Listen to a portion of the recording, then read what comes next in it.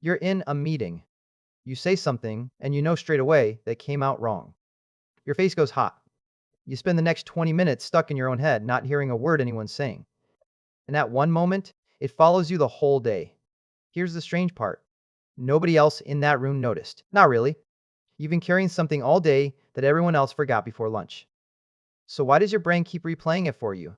Meet Alex. Alex is presenting to a room. Halfway through, they say 2 million when the slide says 200,000.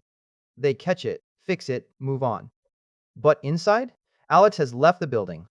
The CEO was looking right at me. Everyone saw that. Now they think I can't read my own slide.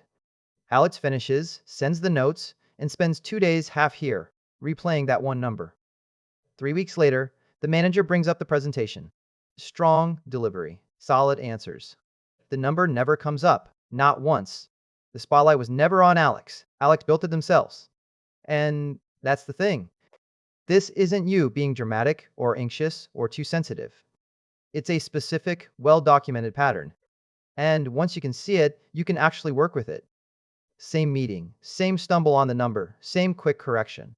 But this time, Alex does one thing differently. They ask, if a colleague had done that exact same thing, how long would I think about it? 5 seconds.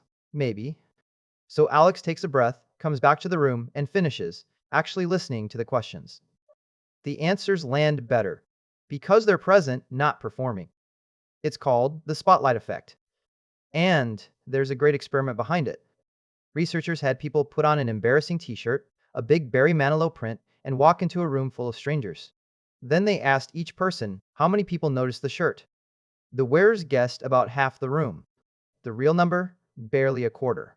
Your brain genuinely believes it's under a spotlight, that every stumble is being tracked.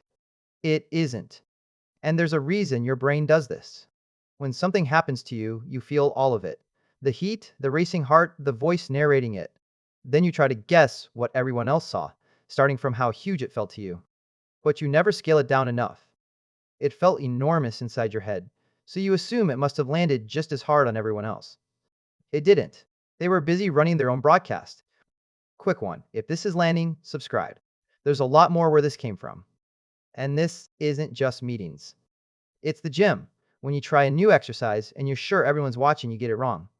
It's a party. When you spill something and you want to leave right then. It's a message with a typo you have to correct before anyone sees it. Every time, it feels completely real. And every time, the audience is almost entirely in your head. Here's what changes when this really lands.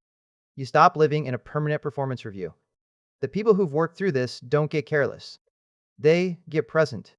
They take the risks they used to avoid, not because they stopped caring, but because they stopped rehearsing a reaction that was never coming. 3 things you can start today. 1. The same lens test. Caught replaying a mistake? Ask, if a friend did that, how long would I think about it? If the answer is 5 seconds, that's your signal. 2. Say it out loud. I said the wrong number, and now I think everyone sees me as unprepared. Out of your head, it shrinks. 3. Watch the correction impulse.